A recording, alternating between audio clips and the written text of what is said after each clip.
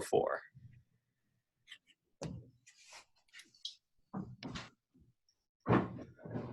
Not sure. All right. Well, we'll let people talk more later on. So with that, Teresa's going to start introductions and the agenda for today. Just to let people know, this is being recorded. So if you decide that you'd like to disseminate it after, I'm happy to share the link. So Teresa, you're up. Okay, great. Well, welcome everybody. Yeah, that was Mark Auerbach just talking there, who I think we all know. I'm Teresa Wells, out of CHOP, and we are the vice chair of the Pediatric Readiness SIG for the section of emergency medicine of the AAP. And today we're just going to spend the next hour hearing from our guest speakers who have some great things to share with us about their work with pediatric readiness, and plenty of time for question and answer and lots of interaction. Do you have the, there you go. Do you want me to do this one, Mark, or are you going to do this one? Yeah, you can go ahead. Okay, so sure. So we'll do some introductions of our speakers in a sec, but sort of just a little bit of background on what you're going to hear about. So Emery and Ashley will talk about their grassroots efforts to appoint pediatric emergency care coordinators in all of Massachusetts emergency departments. And then we'll hear from Evelyn out of Illinois and her work with the facility recognition approach to pediatric emergency care coordinators. And then, like I mentioned, plenty of time for discussion and questions.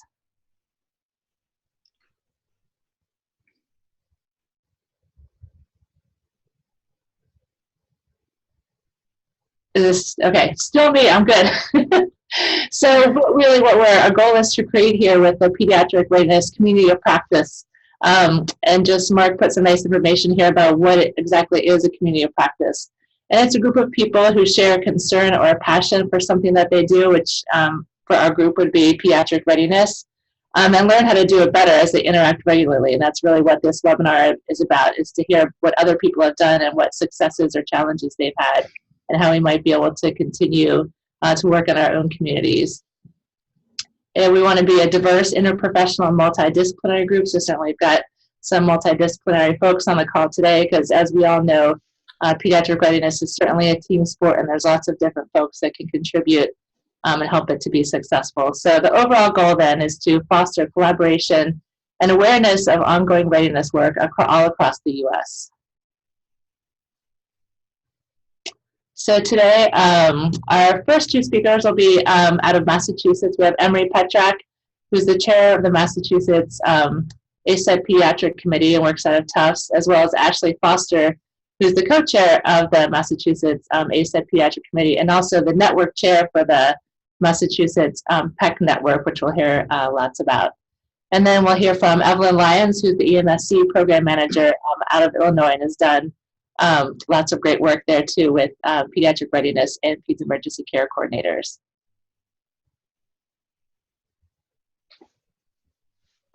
So before we hear from Emery and Ashley, I just wanted to let people know, if you click on the more and open the chat box in your Zoom, we're hoping to just have a presentation followed by a facilitated discussion. So if people can enter questions in their chat box, if you can't figure out how to use the chat box, just write the question down, and when they're done, we'll open up the floor to questions. So with that, Emery and Ashley, thank you so much. Great. Well, it is absolutely great to be here with you, and Ashley and I really appreciate the opportunity to share with you some of the work that we've undertaken in Massachusetts. Next slide. So this started really in early 2017, where we established some goals that included creating a physician and or nurse pediatric emergency care coordinator in every ED in Massachusetts. And there were about 73 emergency departments in the state. And our goal was to get this done by the National ACEP meeting in the fall of 2017. We wanted to make this as absolutely easy as possible for ED leadership to do. And so we will talk about some web-based resources that we established, and then we also were hoping that if we had success, this might serve as a model, and we might learn some things that would be helpful for other places that wanted to do this as well. Next slide. So we certainly don't have time to go through the whole website we created, but we did create a website of resources at masspediatrictoolkit.com. And that site is free for anybody to use and take advantage of those resources. And some examples of what we have here are some of the possible roles for these coordinators, equipment and supplies, some guidelines around safety, some policies and procedures, some potential quality improvement projects that people could take on. We put together some video clips of clinical care, very short, 3 to 8 minutes, based on some work I had done some years ago that we made available. We also have a list of which EDs in the Commonwealth do have an emergency care coordinator, and that was sort of, as we started, something that we hope people would see, who does and who does not. And then we have a password protected area where we have all the contact information for those PECs as well, so that people can communicate with each other. Next slide. So this is just a nice visual representation. We work closely with EMNET, the Emergency Medicine Network, which is based here in Boston, and Carlos Camargo and his group, and it's been a great collaboration with them. But visually, this is just a real easy way to see what we started with in 2016, 34% of EDs in the state with coordinator, and in 2018, 100%. Next slide. So the real intervention that we wanted to do, we created an ask sort of, and this is a little bit different than some of the national work that has taken place, where there's been pretty clear delineation of what that role would look like, what the expectations were, what qualifications might be appropriate for a PEC. We took a different tact, and we decided we wanted to just begin by creating that role in every emergency department in the state, offer what that role could look like, ranging from really minimal expectations to more robust expectations, and leave it, at least to start, for ED leadership in each ED to decide really what that would look like. We created the resources, as I mentioned, to make this very easy.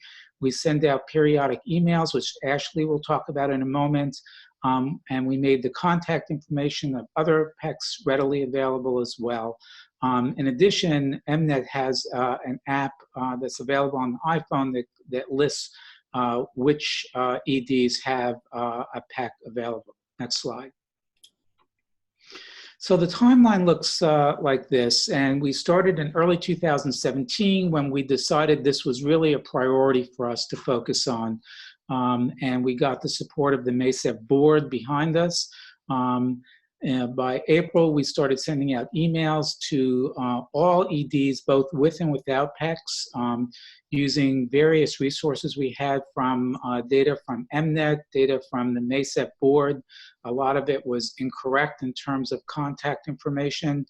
And during the summer and fall, what we found, this was probably the most challenging part, we needed to make just multiple contacts, calls to each of these EDs, sometimes just cold calling the hospital, asking who their ED director was, and go from there.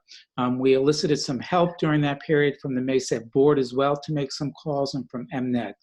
And by the fall, by the ASEP meeting, we got up to about 85%. We didn't quite reach 100%, but we thought that was pretty good and certainly a big jump. And then May of 2018, we really made the final push by the MESEP annual meeting to get to 100%. Next slide. So I'm going to turn it over to Ashley now. Great. So thanks so much, Emery, and thank you again to everyone for giving us the opportunity to talk to you today. As Emery had mentioned, by 2018, we were really excited to have 100% PEC established at every emergency department in the state. And our next thought was how to better engage and also provide support and resources to the PECC network that we had created. And so the first part of that is the emails that Emery had mentioned. And we had a couple goals, have a couple goals with these emails. We send them once monthly, and some months are just a check-in email, and some have more details and are considered our longer quarterly emails. And the goals were fourfold. One, to deliver concise email that wasn't going to clutter everybody's inbox. Two was to open a line of communication and really make it clear that we were here to help the PECCs and here to provide any sort of support in questions or feedback. Three is to give updates about any opportunities that were available to the PECCs, any sort of training or products that we could offer.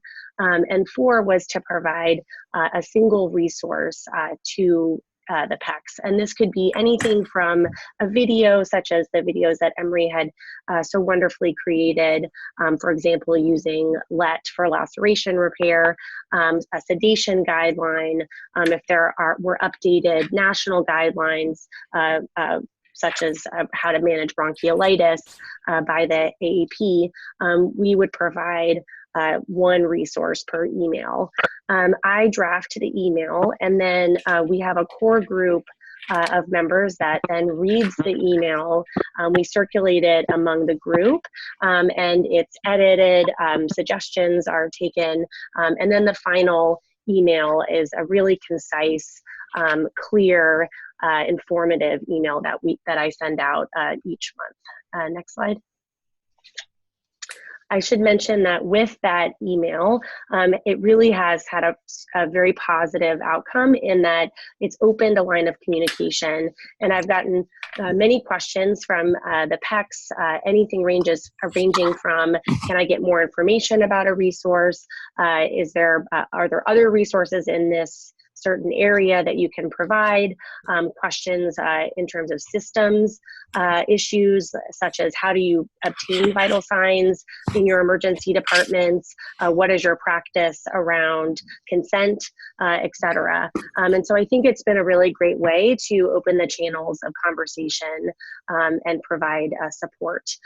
In thinking about how we can continue to engage the PECC network, we decided as a group that we really wanted to have a quality improvement initiative, a safety initiative. And one thing that continues to come up is the weighing children in kilograms, and not only weighing in kilograms, but weighing exclusively in kilograms and also documenting exclusively in kilograms.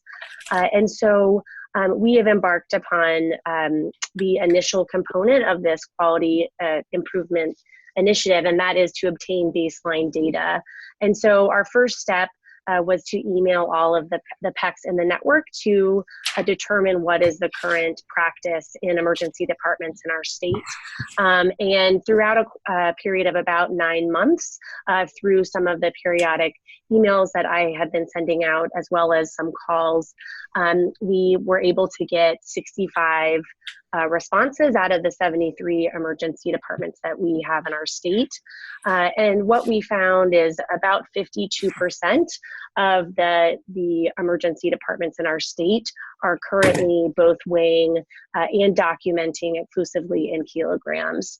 And so that's been really valuable information in terms of knowing what the current practice is.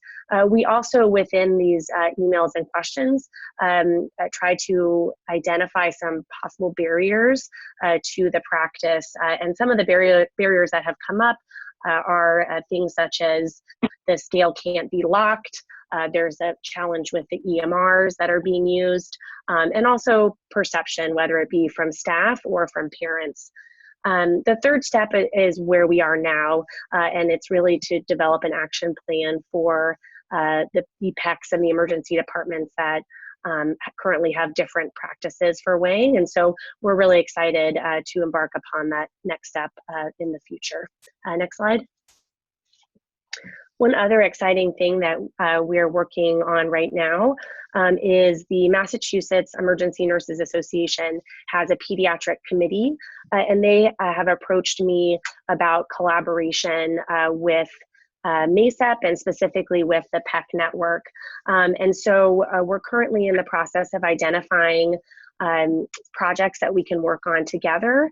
Some of the ideas that have been suggested and that we are probably going to start with is engaging nurse PECs at every emergency department. As Emery had mentioned, some of our emergency departments have either a physician or a nurse, and so trying to get that nurse PECC number up to 100%, and also offering a nursing perspective for some of the questions that come up in the monthly emails that I receive from the PECs.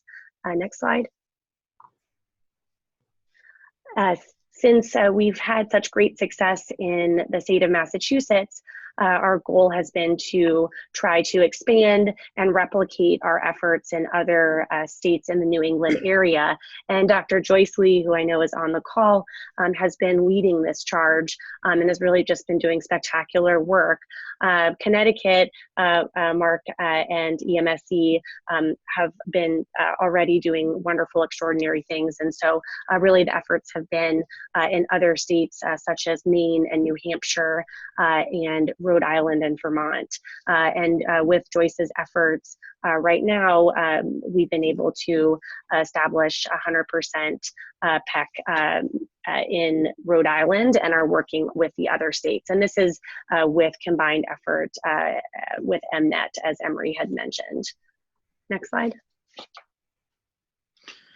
So we have certainly had some significant challenges and have learned a lot along the way. One of the things that we were very cognizant of from the beginning is that most community EDs are really mainly focused and very busy with adult care. And if we were going to have them really focus on pediatric care, we needed to make this as absolutely easy as we could for them. So that was something we really focused on. We wanted to build relationships. Reaching the right person was very challenging often. It required repeated communication, emails, calls. There were even constant changes in directors as we were going forward. Keeping track of all of this is really important to stay organized. I used a combination of Evernote, Excel, and Dropbox in different ways to keep track of everything. And then we talked a little bit about how we're expanding this to New England, but replicating this certainly is going to be challenging. And I think it's important to maintain flexibility and be aware of who we're working with. Next slide. So to sum up, the take-home points for us, engagement was really critical. We thought starting with a simple ask rather than a more onerous ask was helpful. Be organized around contacts and keep going. And we'll end there. So thank you so much, Emery and Ashley. We'll take about 5 minutes here for Q&A before we move on to Evelyn. I saw one question in the chat box that I answered for Connecticut, but if other people have questions, please unmute yourself or list them there. So the question was, do you have any data on how many PECs in Massachusetts are advanced practice providers, MPs, or PAs? Yeah, I also just posted a response for the other states for like Vermont, New Hampshire, Maine, and Rhode Island, which is that I haven't formally collected data, but I can see what they are when they kind of first sign up with me, and I would say there's only maybe 1 or 2 PAs, but the majority are nurses or MDs in the other parts of New England. Thank you. It's a really, Thanks, really good question. We have about the same, I would say, in Massachusetts. There's a couple of EDs that have PAs, but it's mostly nurses, and we certainly made it clear that, again, we wanted to be as inclusive as we could to start, and made it clear PAs are welcome as well. So we have the benefit of having Kate Remick and Marianne on. I'm curious, in the upcoming survey, I know there was some feedback to explore having the opportunity to list advanced practice providers in the PECC position. From the guidelines perspective, does that meet the guideline as the physician role, the nurse role, neither, both?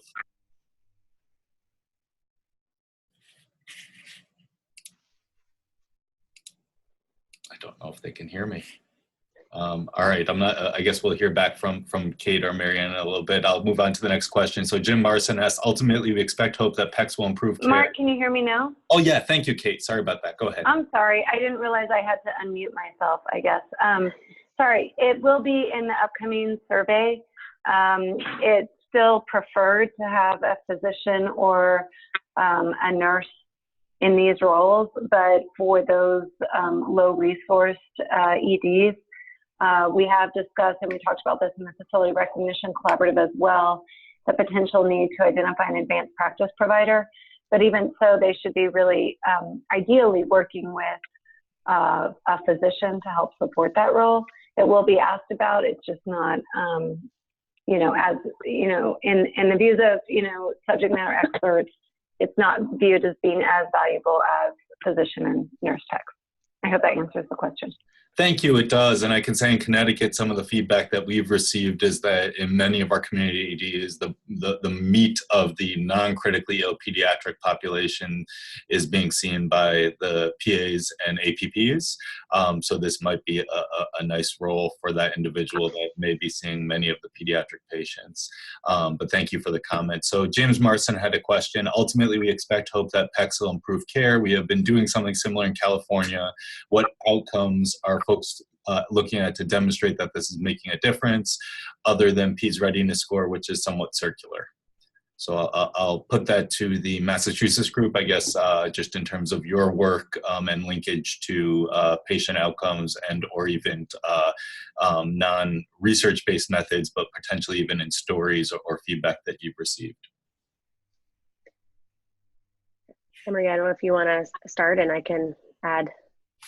So this is, I think, ultimately, in one way, the $64,000 question.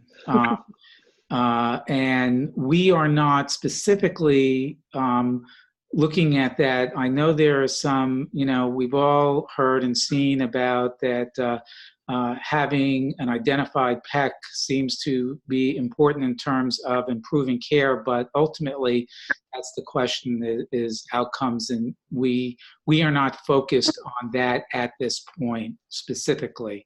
You know, Ashley's doing this, we're doing this QI project, so there's some peripheral work, but Ashley, you want to follow up? Yeah, I think that as Emery mentioned, I can offer anecdote. We're not quite at the stage yet of assessing hard outcomes. Some of the emails that I get monthly, I think make a difference. It seems anecdotally, I get questions about, you know, how important is blood pressure for a triage vital sign? Why are you asking about weighing in kilos? In sending the initial quality initiative emails, I had one emergency department say, oh, that's great. That's a simple thing that we can do. We'll go ahead and make that change. And so I think that the critical first step is engaging the PECs. And our hope is that as we continue to develop this relationship with this group, that we can better understand what their needs are and potentially then determine what sort of outcomes we would want to look at more closely. But I think, as Emery mentioned, the focus has really been on creating the network and establishing trust and an open line of communication right now. Thank you, guys. So that concept of sort of building a workforce who may be able to be our soldiers as we have more challenging work and battles ahead of us is something I've heard Joyce and others mention with this, you know, aim for 100%. So the last question, and then we'll move on to Evelyn, is how did or do you guys deal with the frequent turnover of staff in your EDs? And you did make a comment on that. I can say in our state, it seems like at least 25 to 50% of our staff seem to be turning over annually in this role. So how have you guys dealt with that? Yeah, it is. Ashley and I talk about this just in an ongoing fashion. It's probably one of the core challenges we have, you know, as we start getting bounced emails or we realize someone hasn't responded who should have. And So unfortunately, there's no easy answer to this other than recognizing that someone has left, and that can be a challenge in and of itself. So we've started now in the monthly emails to just put a one-liner at the end, please let us know if you're leaving, and then after that, it's really going back sometimes to square one and making cold calls to the ED director and trying to move ahead from there. Thank you. The other comment that I would make, Emery, and we learned this from this Facility Recognition Collaborative, this approach of both top down and bottom up. So we have actually started on an annual basis to send out letters to senior leadership saying, Dr. Petrack is your physician champion, Nurse Smith is your nursing PEC. If, in this way, it's recognizing them, they're copied, but we also say on that email, if they're no longer with your institution or in this role, please advise. Again, it's kind of challenging. It's this concept of like, please tell me if you're not here. It's challenging. So thank you. Virtual applause to our Massachusetts group and really exciting work. I can say we benefited a lot from learning this model of sort of building an army across the states in New England. And now I'm excited to hear from a model that's been in place quite a bit longer from Evelyn Lyons and talking about the facility recognition approach and how within their facility recognition program, which is fairly mature in Illinois, how they've been able to leverage the role of pediatric emergency care coordinators. Again, if you have any questions, please lift them in the chat box. And Evelyn, I'll pass it over to you. Thanks so much. Can you hear me okay? Perfectly. Okay, great. Good afternoon, everyone. Really nice work in Massachusetts. Good, really good efforts there. And I appreciate the opportunity to present today. Although this presentation will be discussing how the Pediatric Emergency Care Coordinator's role is integrated within our state pediatric facility recognition program, some of the concepts are applicable regardless if your state has a facility recognition program or not. Next slide, please. To provide a little bit of background, our Illinois EMSC program is a collaborative partnership between the Illinois Department of Public Health and Lurie Children's Hospital of Chicago. And this partnership has really lent well to our efforts since each organization provides key resources. So the Illinois Department of Public Health supports state regulatory and public policy processes and resources. And then in addition, we're able to connect closely with other systems of care, such as our state perinatal and trauma systems that we found to be very assistive, learning from their efforts as they began developing their infrastructure and using some of their lessons learned as we began developing our pediatric emergency care infrastructure. And then our partnership involves Lurie Children's Hospital, who provide a wealth of talented individuals, as well as academic, clinical, and other resources that benefit our EMSC program. Dr. Susan Fuchs is the principal investigator for our EMSC state partnership grant, and that grant is based at Lurie Children's Hospital. And then a number of professional organizations are also engaged in our EMSC program, particularly our State Hospital Association and State ACEP, AAP, and ENA chapters are supportive of the pediatric coordinator's role, and it's really key to have all of them on board. Next slide, please. Now, from a demographic perspective, our state has over 200 hospitals. 185 of them have emergency departments, and then about 60% or 111 of those participate in our pediatric facility recognition program, which is a three-tiered system to recognize hospitals that meet pediatric emergency care and critical care requirements. Now, two of the levels focus on emergency department readiness, while the top level, the pediatric critical care, PCCC level, goes beyond the doors of the emergency department, and it also addresses PICU and pediatric inpatient capabilities and resources. And there's only 10 of those facilities recognized within our state. To meet each of the designation levels, there's a number of requirements that hospitals need to meet, and also included in those requirements is a physician and nurse role. And you'll notice that these roles have names that differ from the pediatric emergency care coordinator title, and that's because we had these roles in place prior to the PECC title. So we've named them the Pediatric Physician Champion and the Pediatric Quality Coordinator. And then an additional requirement in our facility recognition program is that these hospitals need to participate in regional pediatric quality initiatives. So all of the recognized hospitals within a given region work together on a common project, and this, we believe, it helps lend to sustainability because the coordinators have a bigger support structure in place. And the graphic on this slide represents our state divided into 11 regions. And this regional structure provides oversight for EMS and trauma regional initiatives, and we've adopted it for our EMSC program as well. And I'll talk a little bit further about this structure and how we use that to engage these roles a little bit later. Next slide. So here's our state score in the 2013 National PEDS Ready Assessment for these coordinator roles. And we feel that having these roles required in our facility recognition program helped our scores. However, we recognize that we continue to have work in this area. Through our facility recognition program, we asked that the emergency department medical director appoint a pediatric physician champion for their emergency department, and they're tasked with furthering pediatric quality improvement initiatives and working with and providing support to the pediatric quality coordinator. And then the pediatric quality coordinator is a nurse, and we ask that their responsibilities be integrated into a job description or policy. And by integrating those responsibilities into a more formal document, it just helps to formalize the process, and it helps with the sustainability because it's now been documented and it's part of a formal process within their institution. It also helps to assure that time and resources are provided to allow them to fulfill their role. We, through our EMSC office, we maintain a database on all of the pediatric quality coordinators in the state.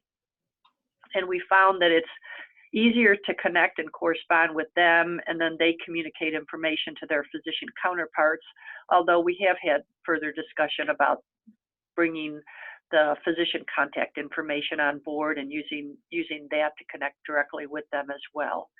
Our state program also tries to attend one of their regional meetings annually to have a face-to-face with them, and then we also meet with them during their hospital recognition site visits as well. Next slide. This slide provides some examples of activities that the coordinators are involved in. So serving on their ED quality committee helps to assure that pediatrics is integrated into their ED quality processes. And we do require them to conduct chart reviews of specific high-risk issues that are listed on this slide. So we really feel it's important that they review all pediatric deaths, interfacility transfers, child abuse and neglect cases, and critically ill and injured children who would likely need stabilization management. And we know that some of these may already be organized under another type of quality process that's within their institution, and that's fine. We just want to make sure that they're linked in with that information and that quality review process. And then in addition, many of the hospitals also conduct reviews of other pediatric priorities that they've defined. Policy and practice guideline development and ongoing revision is another example of activities that some of them are involved in. We do require that they have interfacility transfer guidelines and patient treatment guidelines within their emergency department. And then supporting pediatric education is another potential activity. Especially, we really encourage them to incorporate pediatric educational requirements into a policy or a competency requirement. And obviously, many hospitals have education departments or may have educator staff, but the coordinator roles can provide guidance and assistance with education. Some have conducted pediatric needs assessments to obtain a better understanding of staff educational needs. We've also seen physician champions and the nurse quality coordinators work together on multidisciplinary pediatric mock codes and use that information to further their efforts as well. Next slide. Other activities include serving on other committees within the emergency department. And this just helps to assure that pediatrics then does have a voice at the table, because it's sometimes lost. And so if you always have your coordinators at the table, that helps to assure that that doesn't occur. And it also helps if the coordinators serve as a liaison with their pediatric inpatient unit, if the hospital does have pediatric inpatient capabilities. And this just helps to assure that there's good communication between the ED and the inpatient unit that can help to foster and improve patient care. Just a quick example, and this was a few years ago when we were focused on pediatric pain management, and we were asking the hospitals what type of pediatric pain tools they were using, and the majority said FACES, but when we asked related to infants and nonverbal population, they didn't have anything in place. And then we'd go up to the pediatric unit, and we typically find that they were either using FLAC or NPAS or another type of tool for that population.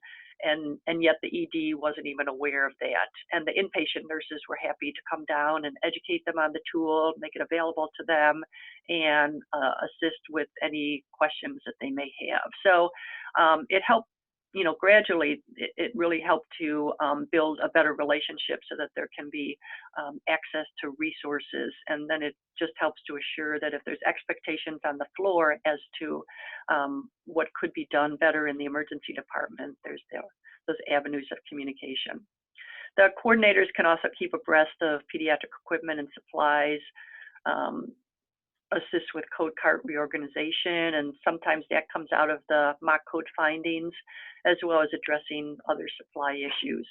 And they've also done a lot of focus on weighing in kilograms only and helping to ensure that the scales are locked out, working with their biomed folks to ensure that the scales won't be able to toggle back and forth between pounds and kilograms, but will stay locked out. Next slide. And then another area that they've been involved in is, as I mentioned earlier, the regional pediatric quality improvement initiatives. These are just some examples of some of the projects that they've worked on. And again, as I mentioned, each hospital designated through our facility recognition program needs to allow their pediatric quality coordinator to participate on their regional committee. And then one or two of the hospitals will agree to chair or and co-chair the committee. And this has been really pretty rewarding. Some of their projects have had statistically significant improvements, and these typically tend to be process improvements, but we feel that ultimately improving processes are lending to improved outcomes as well. And 4 of the regions conduct annual regional pediatric conferences. In fact, one of the regions just had their 10th annual pediatric conference. So they really work together.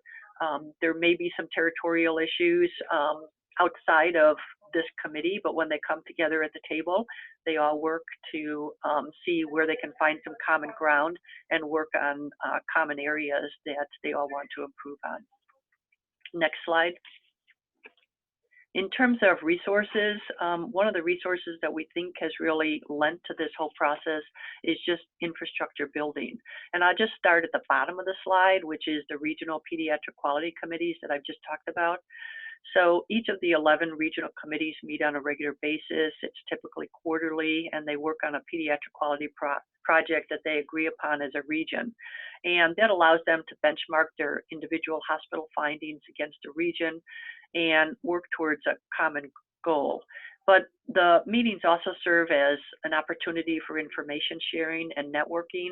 So they'll swap policies and guidelines and other resources that they have. If there's new quality coordinators on board, the committee will serve to mentor them so that they can become comfortable in their role or know where the resources are that then they can access.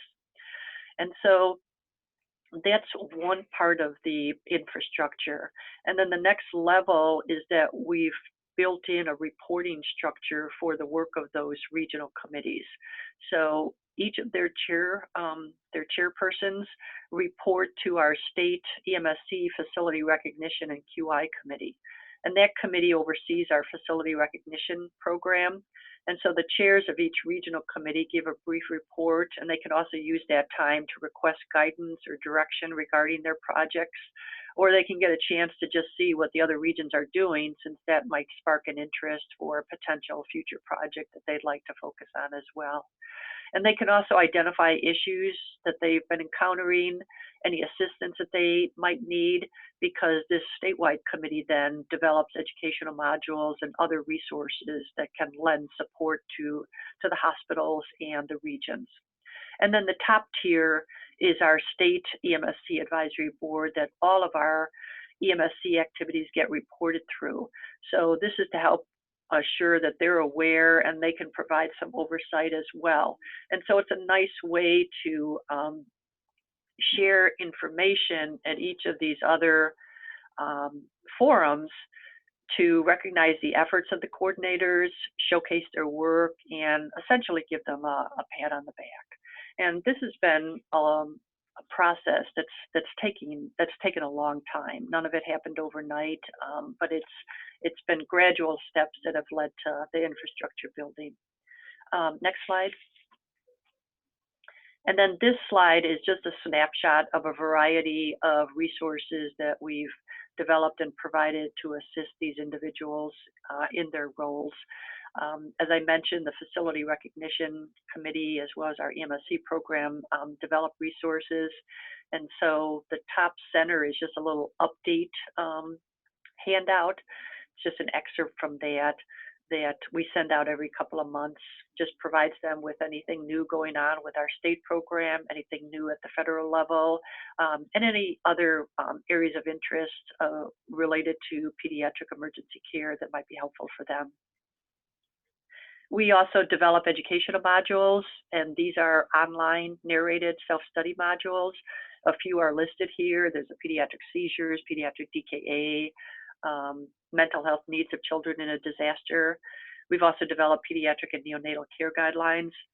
One of the issues that we've encountered is that once you develop these things, then it's your responsibility to go back and keep updating and revising them. So as we develop more and more, it becomes more of a task to have to keep them updated as well. On the left side of that previous slide, if you just go back one more to the, that slide.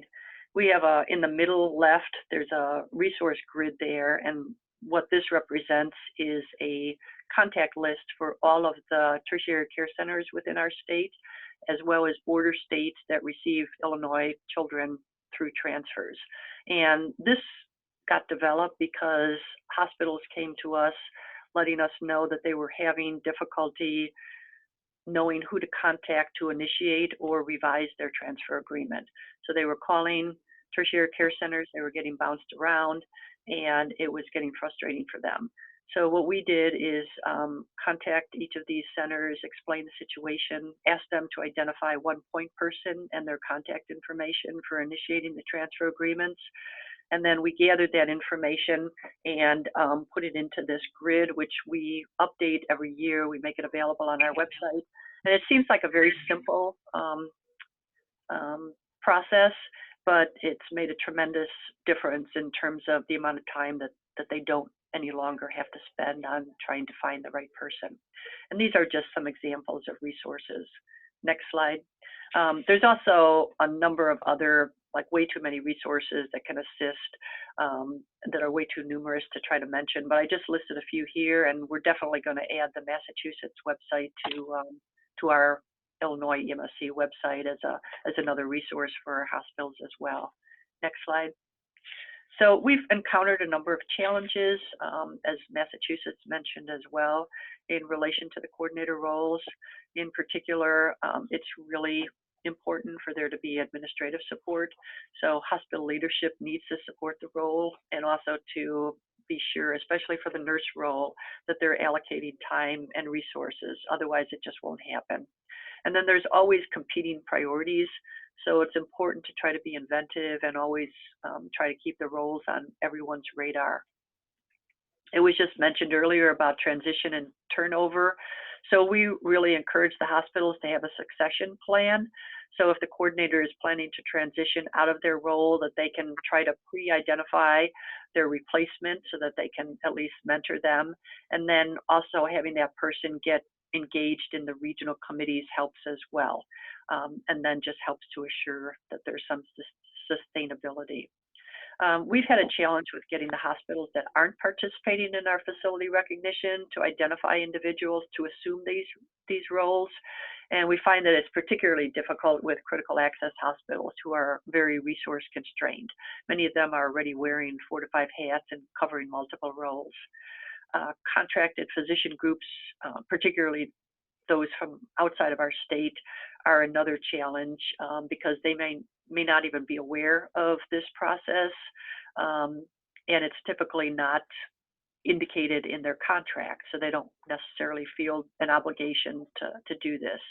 And if they're from out of town, they basically come in to do their shift work, and then once their shift is done, they head back out until it's time to return. So there isn't necessarily any vested interest in doing anything outside of their clinical obligations. And we see this more in the rural areas of our state. But nonetheless, even with the challenges, we find the benefits are huge and are definitely a win-win. These roles are looked to as the pediatric experts in the emergency department, and having the physician-nurse team provides that multidisciplinary approach. Early on, we only had the nurse role in place, but we realized soon that we definitely needed to incorporate a physician role, particularly a practice standards were going to change. And it just helps to provide a united front from both nursing and physicians in terms of how approaches are going to be moving forward. And there's just so many benefits, from improving and standardizing patient care to promoting evidence-based care. And then from our perspective, we've just found that having a regional structure that brings together multiple facilities really helps to foster further growth. It particularly helps to engage smaller community hospitals who may lack the resources that then they can draw upon from larger hospitals and tertiary care centers who sit at the table. Next slide. So in conclusion, we're very grateful for all the support and assistance, both within our state as well as how much we've benefited from other states over the years. And we truly feel that EMSC is a collaborative effort and are very appreciative of that. Thank you.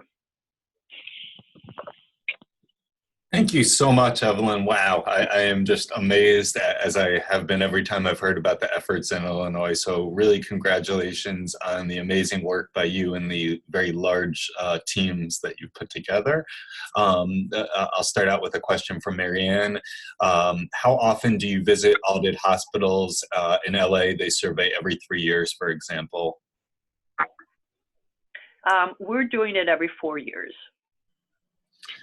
Thank you. And then I had a question, and please, if others have questions, please list them in the chat box or unmute yourself. Related to the medical record review, I was interested, do they collect that data and either share it centrally or maintain a local database to look for thematic areas for targets of improvement interventions over time? Or is it a sort of more organic process as opposed to an official sort of event reporting system? Yeah, it's really, we allow the hospitals to identify their processes. They usually work together with their internal quality improvement program, and they will define the monitor tool and then how often that they collect that information. We have developed monitor tools that can assist them, that they can use either as templates or use as is. Many times they have tools themselves that they're using. Thank you. Another question. Can you describe at the individuals, their backgrounds, where they're coming from on the facility recognition and QI committees, as well as, are these largely volunteers? How did you manage to create such an amazing, well-staffed army of people to help fight the, I guess, if I use that analogy, the PEDS ready battle? Yeah, I'm constantly amazed at at how these people just contribute their time. They are definitely volunteer. They come to the table without, you know, expecting anything. We created the facility recognition. It was a task force that we started when we first began receiving EMSC funding back in 1994. And so at that time, it was supposed to just be a task force to get the process started. And it rolled into a standing committee. And we've always worked to be sure that we have a representative from the key organizations, the Hospital Association, ISEP, our College of Emergency Physicians, ENA, AAP, Family Practice. We also make sure that we have practitioners who can reflect the physician role, the nurse practitioner and physician assistant roles. Nursing, we have representatives from a transport team, social work. So we've tried to create a multidisciplinary team, also get representation from various parts of the state. So the meetings are held at a face-to-face location, but we have conference call and go-to meeting capabilities so that those who it's difficult to travel the distance can link into the calls via that process. And we meet every other month, and they're 2-hour meetings. We actually meet at our Illinois College of Emergency Physicians office. They've been very gracious in providing us office space all these years to have these meetings, and have done just a tremendous amount of work through the contributions of everyone's time and effort. So I just wanted to make sure I heard correctly, Evelyn. Did you say 1994 was the initial approach?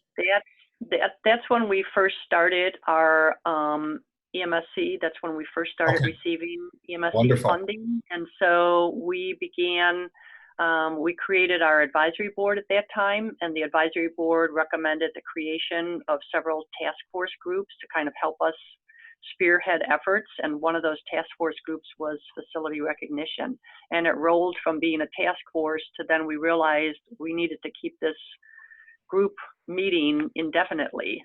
And they've continued. There's still some people on there that have been on board since the very beginning. Wow. So you'll be coming up on 25 years of this. So we certainly all have a lot that we can tap into in terms of expertise and institutional memory with that. Thank you so much. That was really a wonderful summary of the work in Illinois and Massachusetts. I would like to open up to any other questions or discussion points. I really am so happy to see that we had a nice attendance today, and we're hoping to continue this process of sharing work across the community of practice. Any other questions for our speakers, either in the chat box, or I can unmute you, or you can unmute yourself. This is Evelyn, and I just wanted to, since Mary Ann's on the line, I just wanted to point out that we actually utilized the California EDAP model as we were beginning developing our facility recognition program. So again, another model that we benefited from that they already had in place. Excellent. So I'm not hearing any other questions, so I think we'll give everyone back about 5 minutes of their time. I will send out a link to the recording and the slides that Emery and Evelyn and Ashley were so agreeable to share. And we look forward to hopefully speaking to everyone real soon. And if you have any other comments or questions, I guess we can hang out a few minutes, but if you want to get going, please go ahead and do that. Thank you.